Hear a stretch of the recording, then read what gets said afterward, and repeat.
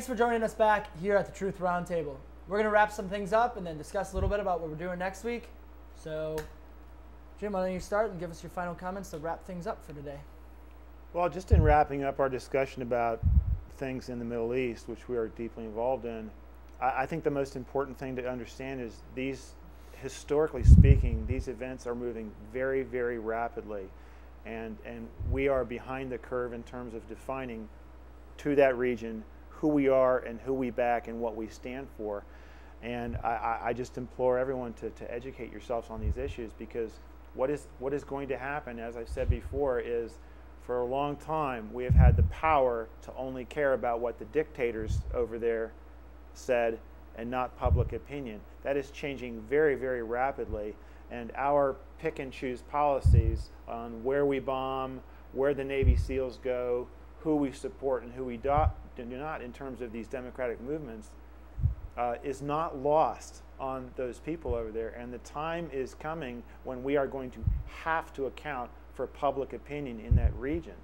And it's time for the United States to define its values and define its friends over there.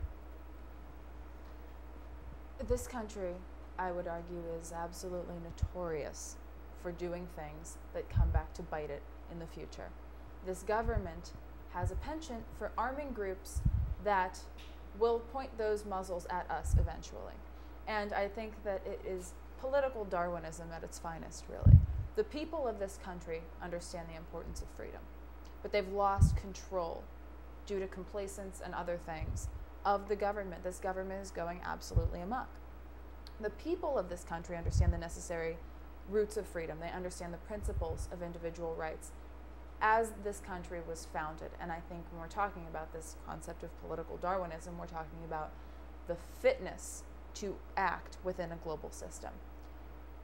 Individual rights is a fundamental basis for that fitness. This government, and not just this administration, certainly this administration, but many administrations prior, and it's really just sort of a rolling basis, is constantly fighting those very root principles. It is constantly fighting the ability to give the people the freedom and the autonomy that not only they deserve, but that is not the government's rightful place to give or to take, only to protect. That is what they're there for, and they don't seem to understand that. And this, to a sense, almost leads into the discussion that we're going to be having next week, but I just want to make a really important point, because we keep talking about global democracies. We keep talking about different groups in the sense that they are democracies or could potentially be democracies. And it's so important that people understand this country, no more than it is capitalist, is democratic. America is not a capitalist country. America is not a democracy. America is a democratically representative constitutional republic. That is what this country is. It was not founded as a democracy. It is not a democracy now. It's much closer than it ever was. But the point of democracy is to hand the majority the reins. That is what democracy does. It is a utilitarian calculation. 51% of the majority can do whatever it wants to do as long as it remains 51% of the majority, of the population. This country is not a democracy. This country is a constitutional republic, and we need to make sure that we realize that so we can protect that. Because it is by that same definition that we were ever successful in the first place. Very important to realize that.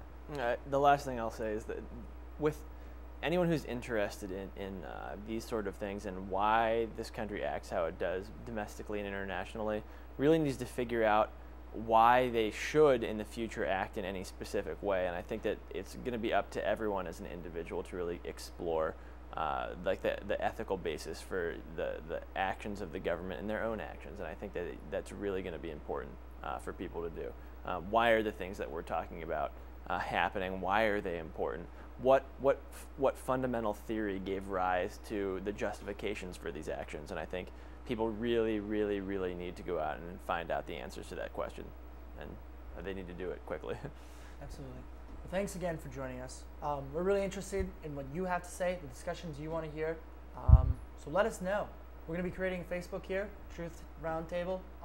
We're also going to be out on the streets asking you what you want to know, and we'll help you. We promise. We will find the truth and get it to you.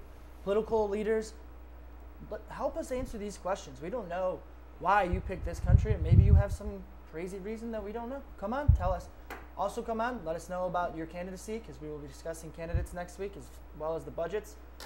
Thanks again for coming on. Thanks, Jim. Thank you. We will see you next week. Don't miss it. It's your life.